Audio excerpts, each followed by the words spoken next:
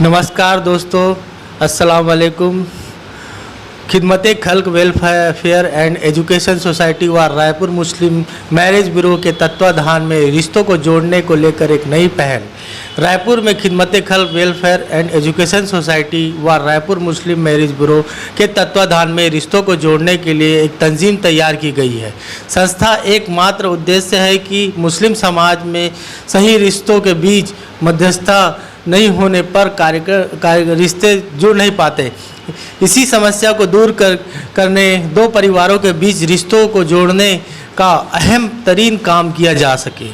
संस्था की अध्यक्ष शबाना परिदी, महासचिव निजात अख्तर, कोषाध्यक्ष मुमताज़ हुसैन, सदस्य जुबैदा बेगम, पता KGN complex shop number 20 Moti Bagh चौक रायपुर द्वारा छोटे मुस्लिम हॉल में परिचय सम्मेलन का आयोजन किया गया, जिसमें शहर के कई मकसूद दिगर हजरात व समाज के वरिष्ठ लोग शामिल हुए।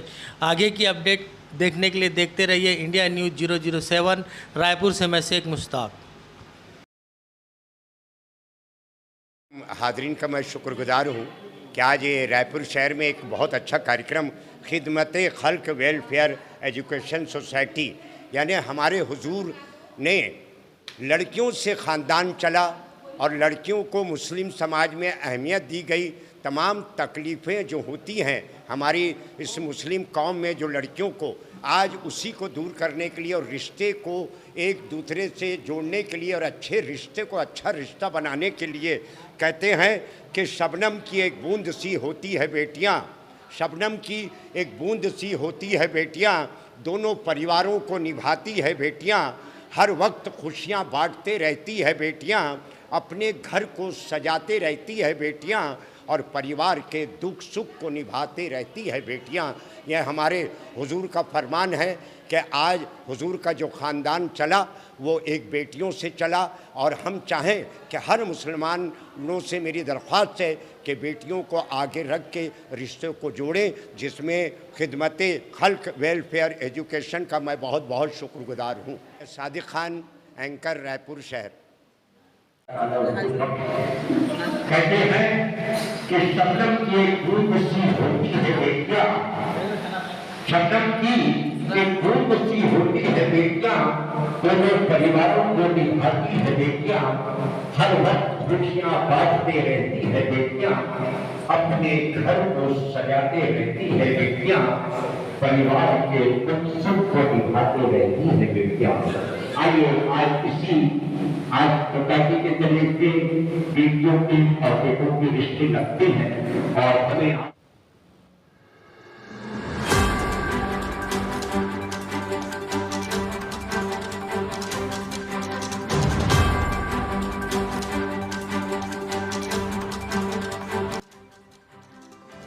देखिए, खिदमत खल्क का मतलब होता, खिदमत खल्क उर्दू लफ्ज़ है।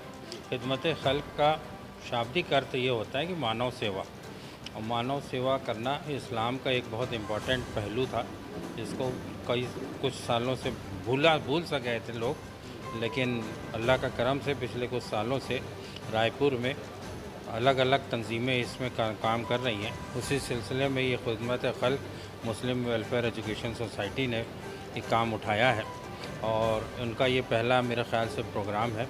और सबसे बड़ी बात है, रबीउल अव्वल शरीफ के मुबारक महीने पर यह काम शुरू किया गया है। बेटियों, जो हमारे नबी करीम सल्लल्लाहु अलैहि वसल्लम को बेटियों के महत्व को बहुत सारी जगह बताया है। उन्होंने ये तक बताया है कि ये तक कहा गया है कि जिसके पास 3 बेटियां हैं वो सीधा जन्नत का हकदार है। तो उस हिसाब से, और हमारे समाज में आज की तारीख़ में रिश्तों की और एजुकेशन का एक बहुत बड़ा प्रॉब्लम आ रहा है, उसको दूर करने के लिए ये हमारी बहनों ने ये कदम उठाया है। तो मैं उनकी इस एजुकेशन सोसाइटी से, इस खिदमत खल्क सोसाइटी को मुबारकबाद देता हूँ, दुआ देता हूँ कि इस मामले में ज़्यादा से ज़्यादा कामयाबी आ मिले। अच्छा, ये जैसे कि अपनी इस्लाम में जो है बेटियों को एक महत्व दिया गया है, ठीक है, लेकिन बेटियों के एजुकेशन पे भी उतना ज़्यादा अहमियत दिया गया है। लेकिन हमारे कौम में ऐसा क्यों है कि बेटियों को सिर्फ दीनी तालीम तक महदूद कर दिया गया। थोड़ा सा क्या था कि ये लैक ऑफ एजुकेशन से ये हुआ था। और जैसे जैसे सोसाइटी में जब दायरा बदला, मेरी वालदा मैं आपको बताऊं 1950 में रायपुर आई थी, 48 में उनकी शादी। उन्होंने रायपुर की लड़कियों को पढ़ाने का ज़िम्मा लिया था और Urdu girls higher secondary school उन्होंने स्थापित किया था। एजुकेशन का महत्व और लड़कियों में भी उतना ही है। ये है कि हम लोग उस बात को समझे नहीं थे और थोड़ा सा घबराहट थी लोगों को कि यार बदला हुआ माहौल था, सब कुछ था, तो लोग घबराहट हो रहे थे। लेकिन आज की तारीख में मैं बेटियों की भी तारीफ़ करना चाहता हूँ। वो बच्चियाँ अपने पढ़ लिख कर आगे आ रही हैं, जिनको एक बच्ची को देखकर दूसरी बच्ची को मोटिवेशन मिल रहा है, वो उससे इंस्पायर होकर पढ़ रही है और अपना समाज का नाम रोशन, अपने माँ बाप का नाम रोशन कर रही है। तो ये चेंज आया है, पहले था। अभी भी एक मुस्लिम जमात जो है, बहुत बड़ी जमात जो है, अभी भी इस बात से इत्तेफाक नहीं रखती है कि मुस्लिम घर की लड़कियों को जॉब करना चाहिए, ख़ासतौर पर प्राइवेट सेक्टर में। तो ऐसा सोच क्या आपको नहीं लगता कि समाज को हमको कहीं ना कहीं बांध देता है? नहीं, बस वो थोड़ा सा मैं आपको बता रहा हूँ ना, जिनके वालिदैन ज़्यादा पढ़े लिखे नहीं हैं, जिनके पास अभी एजुकेशन कम है, वो थोड़ा सा अपने बच्चों को रोक रहे हैं। लेकिन मैं आपको बताऊं कि आज की तारीख में गांव-गांव की बच्चियां रायपुर में, मुस्लिम बच्चियां रायपुर में आके बड़े शहरों में आकर काम कर रही हैं और वो एक अपने आप में एक अच्छा साइन है अपना। अच्छा हाँ, ये भी एक ज़िम्मेदारी के साथ बोलता हूँ कि हम लोगों की ये ज़िम्मेदारी होती है, अल्लाह ने चाहा तो हम इसमें काम करेंगे कि एक Muslim girls hostel above post matric के ऊपर वाली बच्चियों के लिए बनाएंगे, ताकि देखिए अभी जो हॉस्टल्स हैं वो उसमें सब किस्म की लड़कियां रहती हैं। वो माहौल से हमारी लड़कियां थोड़ा सा वो भी घबरा जाती हैं, तो और वो बदलाव उनमें आने अलग। हाँ, सामाजिक परिवेश का जो और एक रहन सहन का हाँ, जो फ़र्क आ जाता है। फ़र्क है, तो तो जाहिर सी बात है ज़हनी तौर पर भी रहता है। उसको देखते हुए हम लोग इंशाल्लाह कोशिश कर रहे हैं, अल्लाह से कामयाबी की दुआ है कि एक girls hostel, purely girls hostel, मुस्लिम गर्ल्स हॉस्टल, मैं यानी इसको सेंटर में भी बोल चुका हूँ कि प्योरली हर ज़िले में, हिंदुस्तान के हर ज़िले में मुस्लिम गर्ल्स हॉस्टल रहना चाहिए, ताकि हम मगरिब के बाद हमारी बच्ची घर से बाहर निकलना नहीं चाहती। और आज के रायपुर का शहर या कोई भी महानगर का माहौल यह है कि रात रात तक के काम करना पड़ता है। तो वो चीज़ों को दूर करने के लिहाज से हम लोग ऐसी कोशिश कर रहे हैं, अल्लाह के ऊपर है कि कब कामयाबी मिलती है। जी ठीक है। अच्छा, अपने यहाँ के जो आलिम हैं, जो मौलाना हैं, इनके ऊपर एक रहबर बोला जाता है, इनको की राह दिखाने वाले हैं, लेकिन क्या आपको लगता है कि पिछले 40-50 सालों में उन्होंने अपनी ज़िम्मेदारी को पूरी ज़िम्मेदारी से निभाया है? देखिए, आलिमों के मामले में मेरा कमेंट्स करना मुनासिब नहीं रहेगा, तो और लेकिन ये ज़रूर जानता हूँ मैं कि पिछले जब 15-20 सालों से मैं देख रहा हूँ कि आलिम हजरात भी बहुत अच्छे से अपनी ज़िम्मेदारी निभा रहे हैं। उसके पहले का मैं नहीं कह सकता। नहीं उसका जी बोलिए। जी एक्चुअली जो है आपने जो सवाल किया ना, 1947 के बाद हिंदुस्तान में रहने वाले मुसलमानों की सोच में बड़ा फ़र्क आया। उस समय का जो दौर था, जो डर था, जो खौफ था, उस डर और खौफ की वजह से आने वाली नस्लें उससे बड़ी इफ़ेक्टिव हुई। यही वजह थी कि 1947 के बाद मुस्लिमों इल्म में पीछे हटते चले गए। उनका जो डर और खौफ था, आदमी आगे नहीं आया तो और बच्चियां कैसे आती। पर उसके बाद फिर से माहौल बदला और जो हमारे आलिम हजरात हैं, मौलाना हजरात हैं, उन्होंने जब देखा कि एक नौजवान तबका बाहर आ रहा है जो बच्चियों के इल्म के लिए अपनी कोशिशें कर रहे हैं, तो उन्होंने भी लब्बाइक कहा और लब्बाइक करके अब वो एक आपस में एक कोऑर्डिनेशन बना रहे हैं ताकि वो मिल कर के कौम के अंदर जो कमियां आ गई हैं उसको दूर किया जाए। अच्छा, अभी जैसे आप बात कर रहे हैं तो एक पुरुष प्रधान समाज में हाँ, एक बड़ी सोच आ जाती है खेल को लेकर। हाँ, लड़कियों को खेल से क्यों रोका जाता है, खासतौर पर मुस्लिम घरों में? नहीं, ये तो देखिए बहुत सारी बातें तो फैलाई गई हैं, बहुत सारी बातें फैलाई गई हैं कि किसी एक झूठ को 10 आदमी मिल कर के बोले तो उसको सच बनाने की कोशिश की जाती है। वही जो है आज़ादी के बाद मुस्लिमों के साथ हुआ कि 10 आदमी मिल कर के एक झूठ को सच बनाने की कोशिश किए गए और वो कामयाब हो गए। लेकिन अब जो है मुस्लिम समाज जागा है और उस झूठ का मुकाबला करके सच को सच बता रहा है, झूठ को झूठ बता रहा है। अगर लड़कियाँ खेल रही है ना, खेल रही हैं अपनी निखत परवीन जी ब्रॉन्ज मेडल जीती। लेकिन आप उनकी आप जर्नली उनकी जो जर्नी है वो आप देखेंगे तो समाज ने उसको जो है एक्सेप्ट नहीं किया काफ़ी समय तक। वो जब पढ़ी लिखी लड़कियों को नहीं एक्सेप्ट किया था, तो धीरे धीरे चेंज आ रहा है। नया चेंज तो नहीं accept हमारी बच्ची थी सबा अंजुम, इतनी जी वो बिल्कुल, हमारे यहाँ की जो सबा अंजुम जो थी वो हॉकी में बहुत ही अच्छी प्लेयर थी जी। और इंडिया की तरफ से भी खेली। जी जी, तो आ रही हैं, खेल में भी आ रही है। मैं खुद पर्सनल हॉकी खिलाड़ी रहा हूँ, तो मैं सब जानता हूँ, खेल में भी आ रही हैं। आदित्य जो है, जो हमारे देश का एक बहुत बड़ा अभियान है, उसकी तो डिप्टी डायरेक्टर जो है तमिलनाडु की मुस्लिम लेडी है, जो उसकी डिप्टी डायरेक्टर है। तो ये संख्या जो है ना बहुत मुश्किल से, मतलब उनकी आप जर्नी सुनिए, उनकी लाइफ की जो जो परेशानियां हैं, हाँ। जो उनको समाज ने उसको एक्सेप्ट नहीं। हमारा सवाल समाज से है। हाँ। हमारा समाज उनकी कामयाबी को लेकर तहमत लगाना नहीं है, हाँ। या उसको सवाल उठाना नहीं है। हाँ। हमारा सवाल है कि समाज ने उनको सपोर्ट उस वक्त क्यों नहीं किया जिस वक्त ज़रूरत थी उनको। समाज उस समय इस बात को मतलब आया ही नहीं था कि सच्चाई क्या है और कैसे रहना चाहिए। अब आने वाला समाज, मेरा दावा है कि आने वाली पीढ़ी जो रहेगी ना, वो ऐसी चीज़ों का खुल करके समर्थन करेगी। आपने पहले ही प्रश्न किया है कि पुरुष प्रधान समाज, तो पुरुष प्रधान समाज सिर्फ मुस्लिमों में नहीं है, ये व्यापक रूप से है ना। तो पुलिस प्रधान जो है, पुरुष प्रधान समाज जो है, वो चाहे हिंदू हो, मुस्लिम हो या कोई भी जात हो, तो किसी में भी उसने इस बात को एक्सेप्ट नहीं किया कि महिलाएं आगे आए। उसके बाद जब कामयाबी मिलती है तो बोलते हैं ना कि सफलता के पीछे तो सब चलते हैं। तो अब वो इस बात को समझने लगे हैं कि मुस्लिमों बच्चियों के अंदर टैलेंट हैं, अगर हम उनको थोड़ा सा मोहब्बत दें और आगे बढ़ाएं तो यकीनन वो अपने घर का, अपने कौम का, अपने देश का नाम रोशन करेंगी। सबसे पहले तो इसका उद्देश्य ये है कि खिदमत खल्क, मतलब हम खल्क की खिदमत करना चाह रहे हैं। और बहुत सी बच्चियां हैं जो एजुकेटेड हैं, नॉन एजुकेटेड हैं। ऐसी बच्चियां कोने कोने में हैं शहर के, जिन बच्चियों तक रिश्ते नहीं पहुंच पाते हैं, या पहुंचते भी हैं तो हो नहीं पाते हैं। कुछ माली हालत से ऐसे होते हैं जो बच्चियों की शादी नहीं कर पाते हैं। तो हमारा ये मुहिम जो है खिदमत खल्क वेलफेयर सोसाइटी सिर्फ इसलिए है कि हम इन बच्चियों के लिए तो आगे बढ़ें, लेकिन जो नहीं कर सकते उनके लिए भी हमारे तरफ से निःशुल्क उनका काम किया जाए। और हम लोग ये पूरी तरीक़ों से इनका सपोर्ट करना चाहेंगे कि किसी भी घर में कोई भी बच्ची कुआनी ना रहे, और हर किसी का साथ खैरियत के बहुत अच्छे से उनका रिश्ता हो जाए। हम लोग सिर्फ रिश्ते का, मैरिज ब्यूरो का परिचय सम्मेलन करने का हमारा मेन उद्देश्य यही है।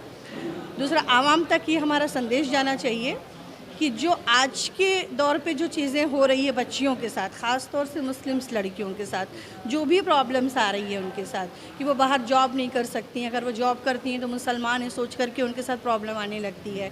तो ये सारी चीज़ें बच्चों के साथ ना आएँ। इसमें एक बच्ची को अपने लिए सेल्फ डिपेंड भी होना बहुत ज़रूरी है। और अगर एक बच्ची अपने लिए अगर बहुत अच्छे से सोच सकती है इन चीज़ों को कि नहीं, मैं अपनी ज़िंदगी में, अपनी लाइफ में मैं एजुकेशन लेकर के आगे जो भी मुझे करना है मैं कर सकती हूँ, तो ऐसे लोगों को आगे बढ़ने के लिए मौका देना है कि ये बच्चियाँ आगे बढ़ें। इस सोसाइटी में हमने जितनी भी लोगों को एक साथ जोड़ा है हमने अपने ग्रुप में, वो सारे हमने एजुकेटेड लोगों को भी जोड़ा है, ताकि ये सारे लोग इस तरह का जो मैसेज है वो एक दूसरे को पहुंचा सकें। अच्छा, आप ये काम कब से, कितने सालों से कर रहे हैं? ये काम करते हुए हमें 10-12 साल हो चुके हैं जी। ये रायपुर शहर तक भी सीमित है कि नहीं, ये ऑल ओवर छत्तीसगढ़ के अलावा भी बाहर भी है, महाराष्ट्र में भी है, यूपी में भी है जी, इलाहाबाद, लखनऊ तक पहुंचा हुआ है हमारा काम पूरा। आप जो है लगभग यहाँ तक के मैरिज ब्यूरो से जुड़े हुए हैं? जी जी, एकदम जी। हम इसमें मैरिज ब्यूरो से 12 साल से तो हम जुड़े हुए हैं, और सिर्फ रायपुर छत्तीसगढ़ में ही सीमित नहीं है, महाराष्ट्र में भी, यूपी में भी हमारा है पूरा। आपने परिचय दे दिया जी, मैं खिदमत खल्क वेलफेयर एंड एजुकेशन सोसाइटी से वहाँ की प्रेसिडेंट शबाना फरीदी बोल। बहुत शुक्रिया।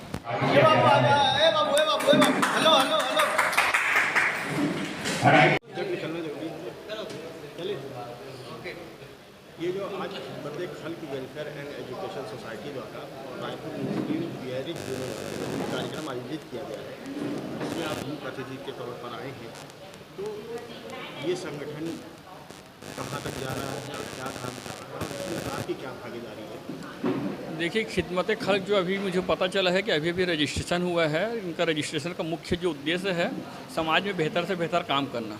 जो मुझे पता चला कि गरीब लड़कियों की शादी करना, एजुकेशन के लिए काम करना, और ये सब समाज में जो आज हमारे बहुत आज जो ज़रूरत है मतलब उसको देखते हुए जो तंजीम बनी है और जो तंजीम जो समाज के हित के लिए काम करना चाहते हैं, मैं इनके लिए बधाई देता हूँ। और रही बात मेरी, मैं इनके साथ जो जब जहाँ जो काम करेंगे, जिस चीज़ के लिए बोलेंगे, तन मन धन के साथ हम इनके साथ खड़े रहेंगे मतलब। तो आप जो है बहुत सारे सामाजिक कार्यक्रमों में आप शिरकत करते हैं और आप कहीं ना कहीं एक मुस्लिम समाज के एजुकेशन पे भी काफ़ी फोकस करते हैं। तो यहाँ पे एक मैरिज ब्यूरो का एक जो हमारे समाज की जो लड़कियाँ हैं और उनके लिए एक रिश्ते का जो एक तंजीम तैयार करना और उसको दूर तक पहुँचाने का ये प्रोग्राम है। तो इसमें आप लोग भी क्या भूमिका निभाएंगे? इसमें भूमिका मैं अपनी तरफ से ये है कि जब जहाँ जिस चीज़ के लिए मुझे बोलेंगे कार्यकर्ता के रूप में मैं इनके साथ जुड़ के काम करने के लिए तैयार हूँ। कंधे से कंधा मिला के मैं इनके साथ काम करना चाहता हूँ। और जब भी जिस चीज़ के लिए बोलेंगे, जैसे शासन की बहुत सारी योजना जो है, जो हम लोग भी एक तंजीम चला रहे हैं, जो हमको 12-15 साल का एक्सपीरियंस है मतलब योजना, सरकारी योजना से हम कैसे लाभ उठा सके, वो योजना हम चाहेंगे कि इन बहनों को बता के हम उसको योजना को हम आगे से आगे बढ़ाएं मतलब, ताकि उसका फ़ायदा गवर्नमेंट और समाज के लोगों को फ़ायदा मिल सके हमारे को।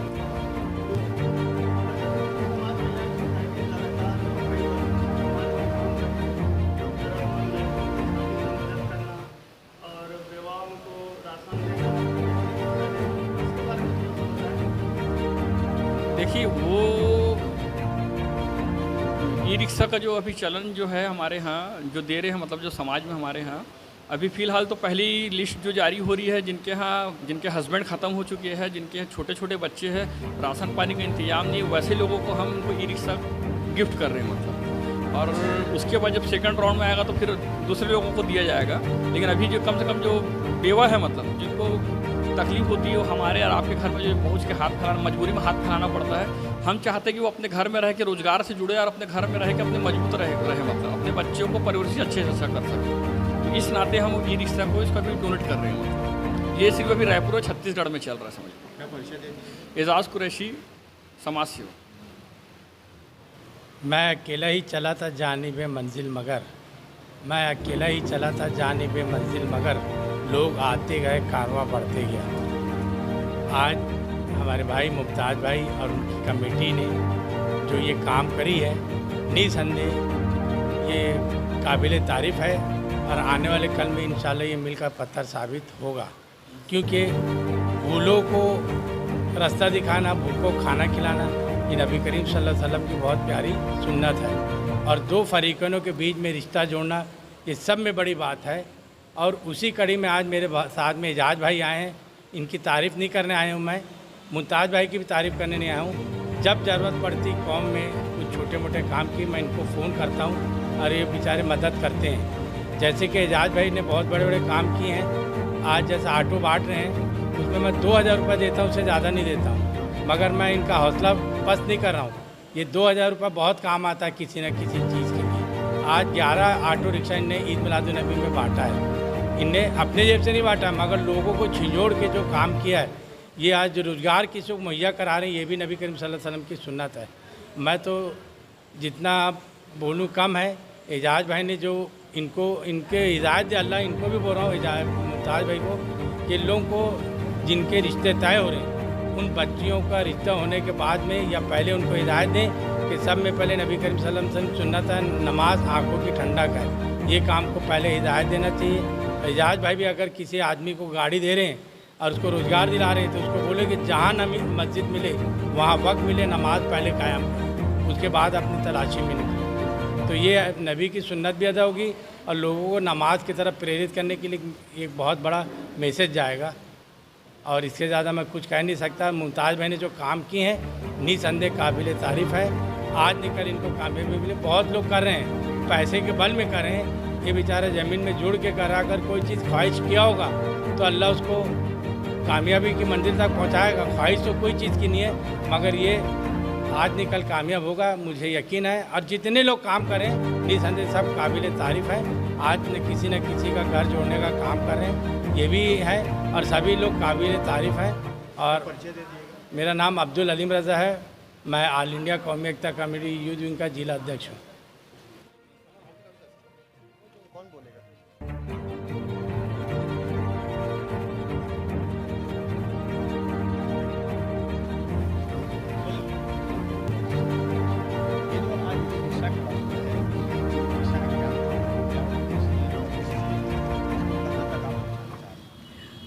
ऐसा है कि कोरोना काल का टाइम था जिस वक्त बहुत सारे लोग ऐसे हैं जो किसी के शौहर ख़त्म हो गए, किसी का बेटा ख़त्म हो गया, किसी के यहाँ बेवा हैं, कोई माँ है ऐसी जो आज कोई रोज़गार नहीं है उनके पास, परेशानियों में है।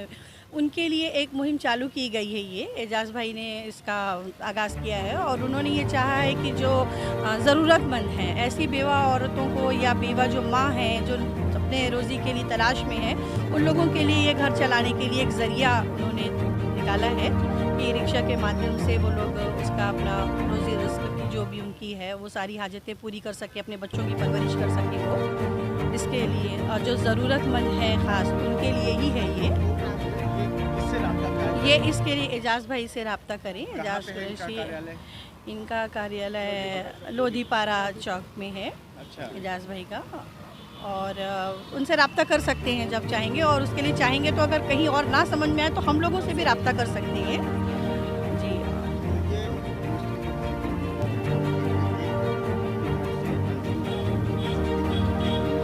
जी, एक योजना लाई गई तंजीम की तरफ से, एक ये योजना लाई गई है कि ताकि इस योजना का लोग ज़्यादा से ज़्यादा लाभ उठा सकें।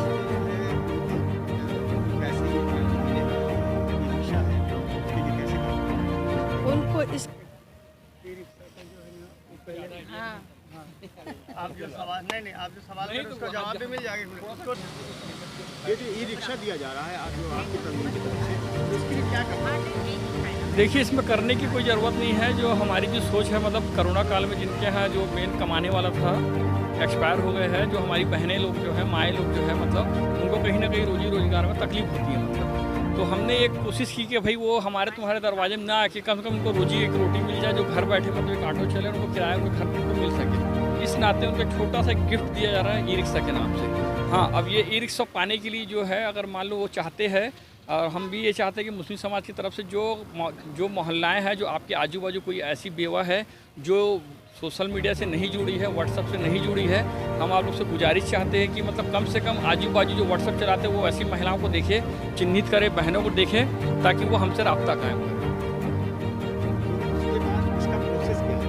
इसका प्रोसेस के लिए बस ये है कि देखिए, आज की डेट में हम इसको फाइनेंस करवा के दे रहे हैं। इसमें आपको सबसे पहले बैंक पासबुक लगेगा, आधार कार्ड लगेगा, पैन कार्ड लगेगा, और आपके घर का जो टैक्स होता है ये आपको अनिवार्य रूप से देना होगा। मतलब तब हम इसमें जो डाउन पेमेंट जो होता है, ये हमारी तंजीम प्रदेश मुस्लिम समाज कल्याण सोसाइटी की तरफ से दी जा रही है। मतलब छत्तीसगढ़ शासन की तरफ से 1 लाख की सब्सिडी दी जा रही है। मतलब तो ये दोनों चीज़ मिला के फिर ई रिक्शा लगभग हम नील पड़ रहे हैं, मतलब 0 के बराबर। तो इससे कम से कम ये होगा कि उस महिलाएं के घर में छोटे बच्चे हैं, पढ़ाई लिखाई से लेके खाना पीना से लेके हर चीज़ उनके लिए एक सुविधा हो जा रही है। इसमें जैसे आपके पास आती है तो उसको कुछ क्या एडवांस में, जैसे ई रिक्शा लेने के लिए कुछ रकम जमा करनी? नहीं, बिल्कुल निःशुल्क है ये। किसी भी प्रकार का कोई शुल्क नहीं लिया जा रहा है।